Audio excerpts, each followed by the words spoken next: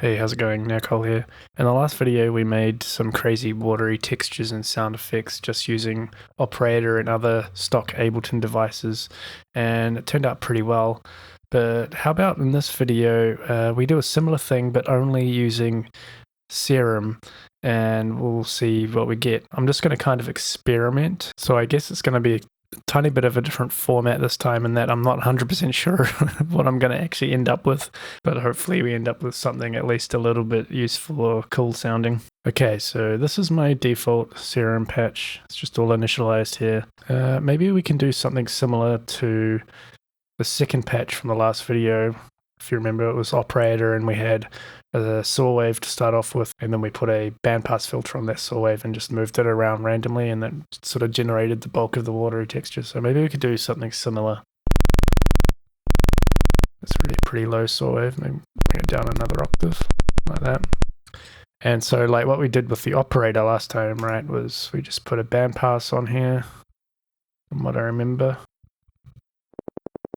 Boost the resonance. And then we moved it around randomly like that. So how do you move something around randomly in Serum? Well, it doesn't have a random LFO down in this section, but it does actually have two sort of hidden, I guess, random LFOs in the global section. So in here we have Chaos 1 and Chaos 2. These are both different sort of algorithms for generating random modulations. And they both have a sample and hold option as well, which is pretty handy. So why don't we utilize Chaos 1 for this bandpass? So we have to go into the matrix and then select Chaos 1.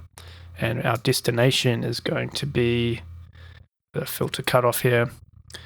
And now if I play a note, nothing's going to happen, because we have to bring the modulation amount up here. You can see it's kind of moving in a sine wave sort of shape, but just randomly, if that makes sense. That's basically how the Chaos 1 algorithm works out the randomness, I guess. But we can enable sample and hold mode. Now it's just jumping between values every 1 hertz. So 1 times a second is jumping between values. So we can bring that rate up.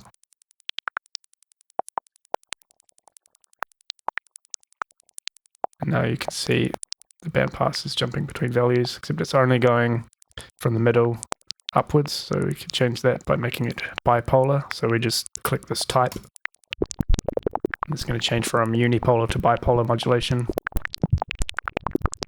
And now it's doing the whole range. So that's pretty good. It's already pretty watery, I guess, but that's pretty much what we had in the first video with Operator, if you remember. Maybe we could also use some unisons, because Operator doesn't have unison, so this might sound interesting. Yeah, that's pretty cool. So without the bandpass, it's just pretty random. Let's turn off the bandpass for now.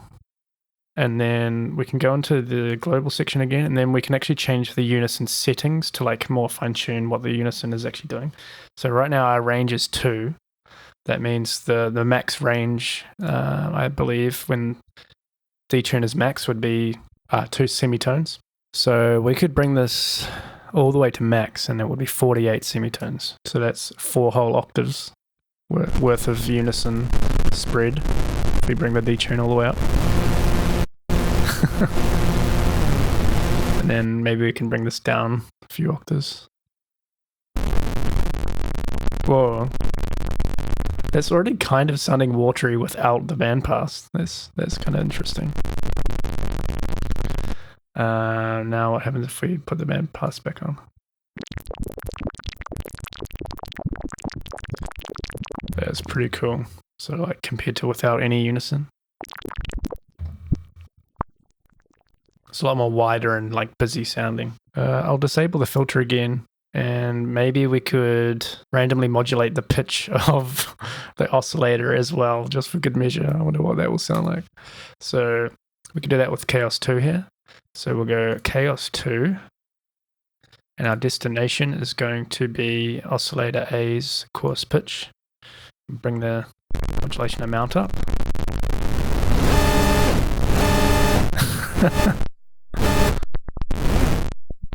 And then we'll chuck that on sample on hold as well.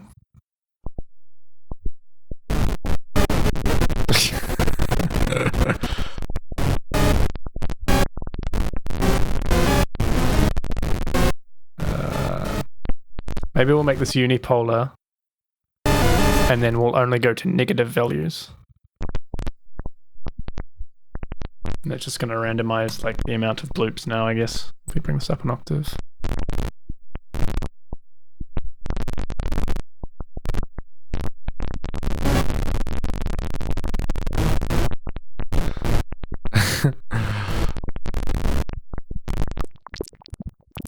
That's insanely watery just for being an oscillator and a filter.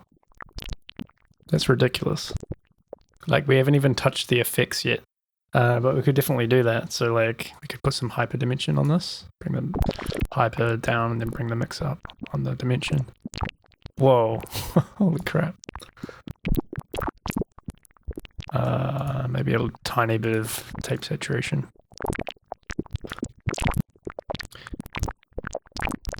And, you know, phaser, all that. Similar to what we had in the first video. All the same options apply here. And then we could also randomize the delay as well. But we've already used both of the chaos modulators. So how do we get random modulation now without using the chaos modulators? Well, we could use one LFO and then sort of make a pseudo-random shape. So just like a really crazy shape. Like this. Just make it really crazy. And then we could modulate how fast that LFO is with another LFO. So start off, we'll make this unsynced to the BPM and make it like, let's map this to the delay, we'll unmap, unsync BPM there. And just get a sort of base speed for this. Offset the left and right slightly and modulate that as well. And now for LFO2, I'm just going to pick a pre-made LFO. So like this one is crazy enough. And then we could go to, so we could go to matrix and then select LFO2, which is this one. And then our destination is going to be LFO1's rate. That makes sense. And then we can make LFO2 go really slowly. It's important that they're at different rates. Like LFO2 and LFO1 have to be slightly different. And then we'll bring the amount up here. And you can see here now it's kind of randomly scanning through LFO1, and then this modulation is going to be controlling our delay. And if we just bring LFO2's rate down slightly.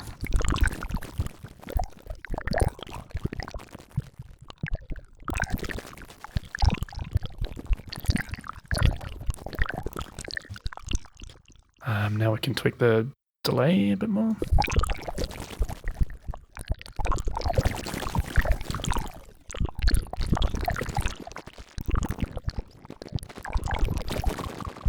Bring the mix all the way up and put it on ping pong mode maybe. I think these rates are a bit too high, so we'll make them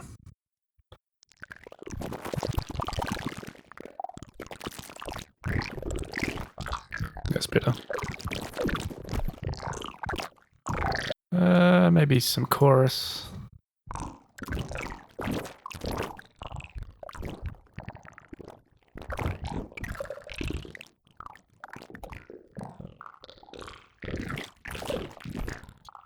Compressor, maybe we'll make it a fastish attack and a slow release. So it squashes it a bit. Bring the threshold up. And then bring the output gain up.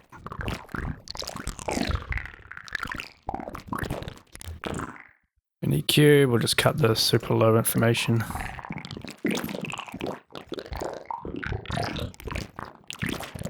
and then some reverb.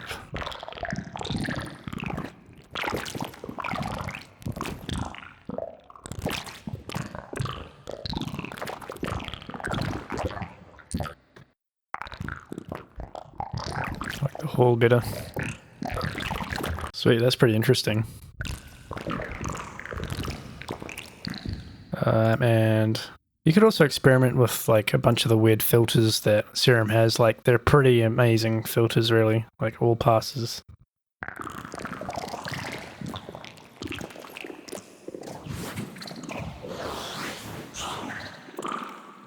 Or formants.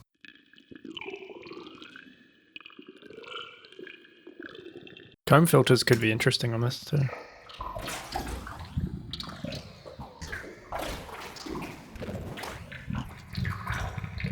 Yeah, it sounds like a tube.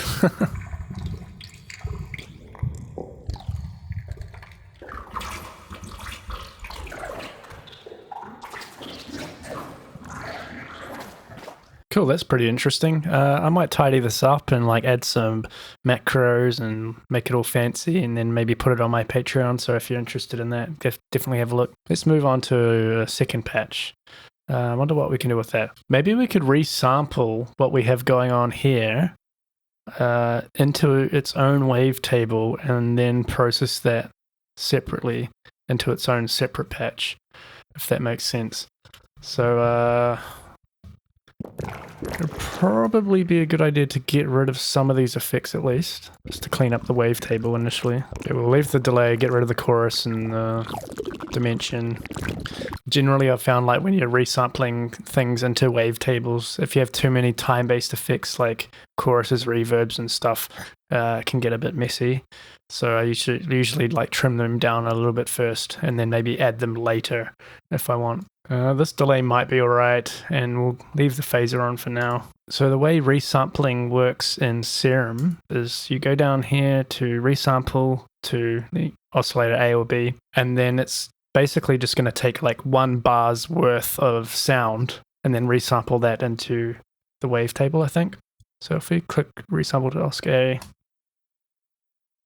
like that, and then all the modulations we have are still active, which we probably don't want. So we can go to initialize modulations. That's going to turn them all off.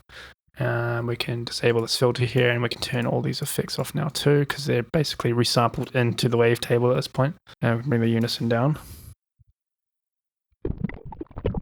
And that's our sort of wavetable. Yeah, so it's basically what we had, just captured in a wavetable.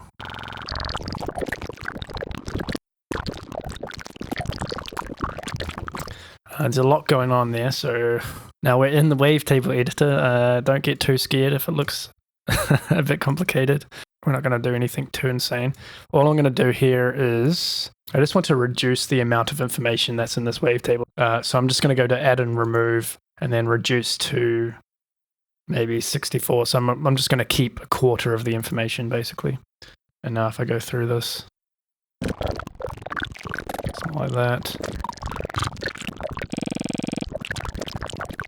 And then now I can morph what's left into a full wavetable of 256 frames or whatever.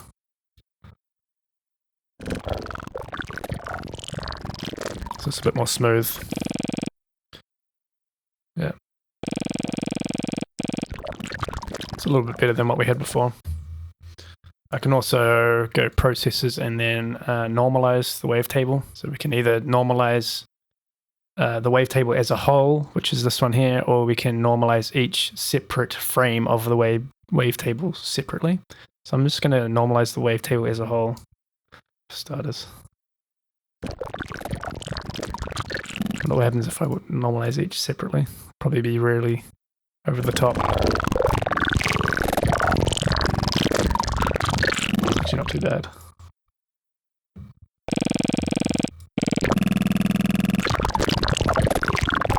Yeah, I might leave that. And there's one frame at the start that has nothing, so we can just go add, remove, whatever that is. Remove current index. Now why don't we try and make this into a sort of a watery, glitchy sort of like water glitch generator maybe. So how could we go about doing that? As far as I know, there's no sort of note modulation randomness thing. Like you can't randomize a parameter every time you push a note in Serum, as far as I know. Hey, it's Nicole from the future here, and I'm a complete idiot. Serum actually does have note on randomization, and it's right here in the modulation sources list here. And it was right in front of my face the whole time. I've actually used it before.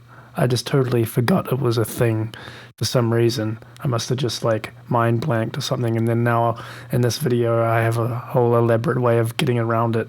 I don't know why I mind blanked on that, but yeah, it's right here. You can do that. What I do in the video, it actually ends up sounding pretty cool anyway. So if you want to do that, that's fine. But just remember that note on randomization does exist in Serum. It's right here. But yeah, back to the video.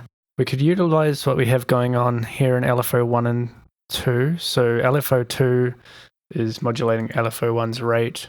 So if we make LFO1 into more of a stepped pattern, so we have a bunch of discrete values here, and maybe I'll make it, oh yeah, 8 values is probably enough. So if I hold shift now and click, then it's just going to make 1/8 of that LFO, the value that I've clicked at, if that makes sense. So we're just like snapping to the grid, and we can make a bunch of different random values.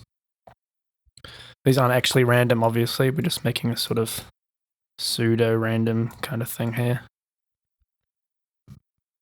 It's random enough for me. And now, every time we push a note here, we've initialized the modulations, haven't we? So we have to reroute LFO2 to LFO1's rate. Like so.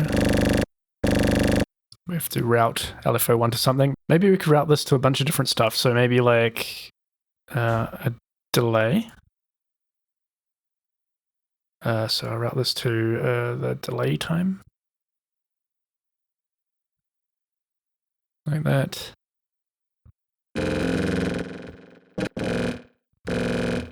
And I'm just going to slow this modulation down a bit. Make the rate really slow on this one here. It's not sounding that great at the moment, but the main thing to notice here is that every time I push a note, the modulation is at a different point, basically. So if I push a note now, pay attention to where the modulation starts. So it started around here. If I wait a bit and then push another note, it started at the start. If I wait again, push another note, it started over here somewhere. So this is how you get sort of just pseudo-random stuff happening every time you're pushing a note, basically. Well, it's the way I've found. So that's routed to the delay time. Bring the mix down and then just make it a normal. Yeah, that's already sounding kind of glitchy, right? Now we could use the chaos modulators. Maybe we can route chaos1, chaos1 to oscillator A's pitch. And we'll make it sample and hold, which it already is. Whoa, holy fuck.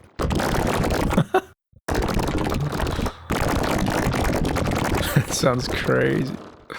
Bring the rate down.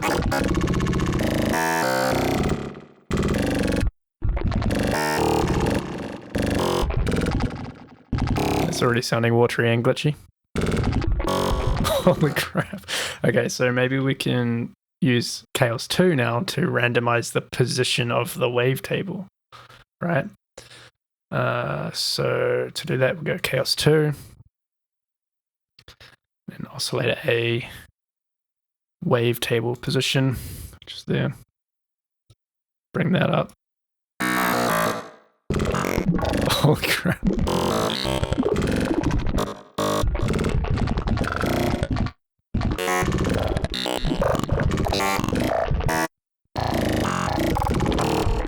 And there's bipolar modulation, right? So we'll bring this into the middle.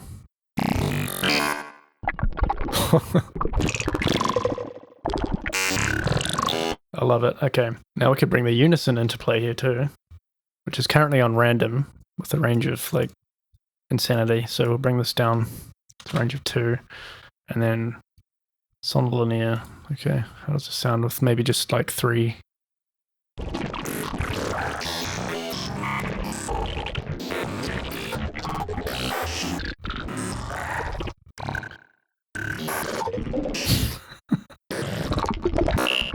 I don't know, I kind of like it without the unison, to be honest. We could like make it random unison detune as well.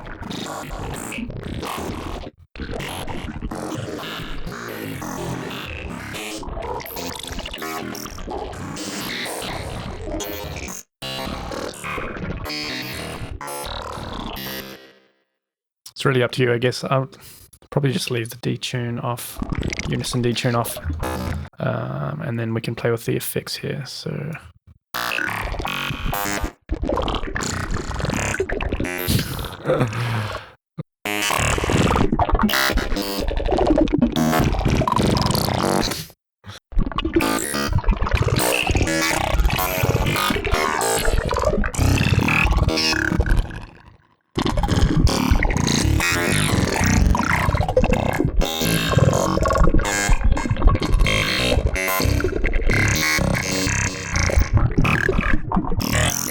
okay, so now we could use LFO1 to also control the depth of the flanger as well.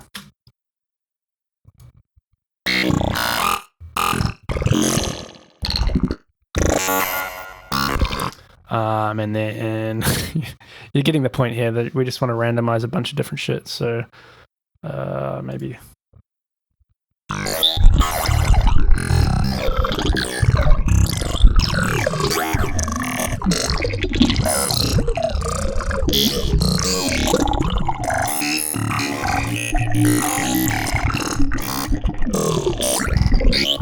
I wonder if we could do the either the depth or the frequency on the phaser here, I guess.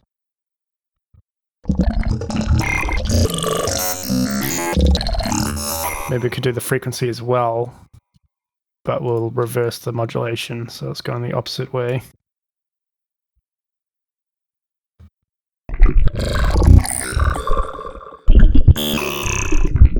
That's pretty sweet. Then we can compress it again, so fast-ish attack maybe.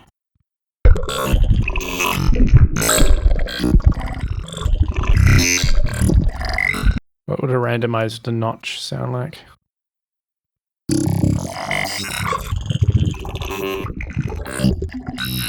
Maybe we'll use LFO2 to change where the notch is. So LFO2 destination effects. Find where the EQ is. If you can see the EQ, leave a comment. There it is. Okay. So EQ frequency H, that's the one we want. And I'll bring the amount.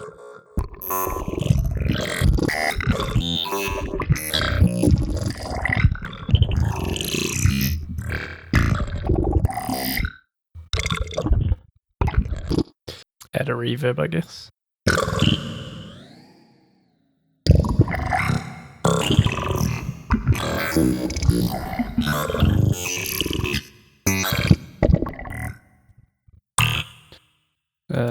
And then you can play around with the filters as well. Yeah, maybe combs. That's pretty sweet. And then we'll put LFO1 on the cutoff of that.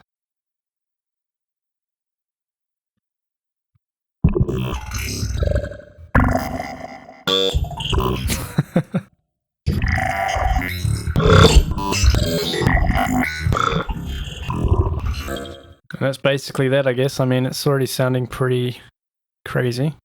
So what you could do from here, obviously, is either like resample down to another track here. So you just make this note like really long, and then you just keep recording down little hits like that. Or you could actually use Edison as well, which I used in the previous video, I think. So we're going to do the same thing with Edison here. Edison is an amazing VST, by the way, made by ImageLine, so definitely like check it out if you don't have it. It's really amazing. So you just push record here. Oops, push record. And then play a bunch of notes.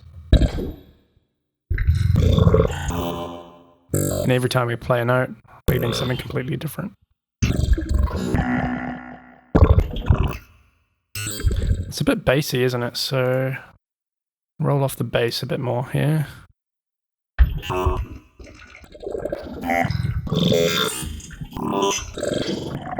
And then maybe we could copy oscillator A to oscillator B with the mods here, and then we'll bring it up an octave.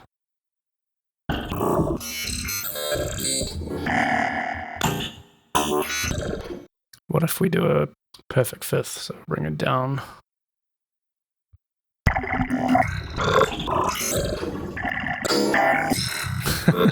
It's pretty interesting. So Edison is still recording.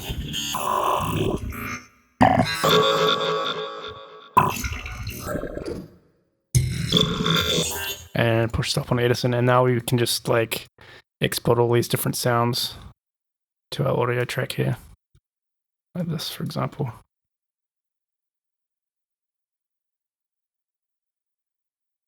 Now we have a bunch of different samples we can use for whatever we want.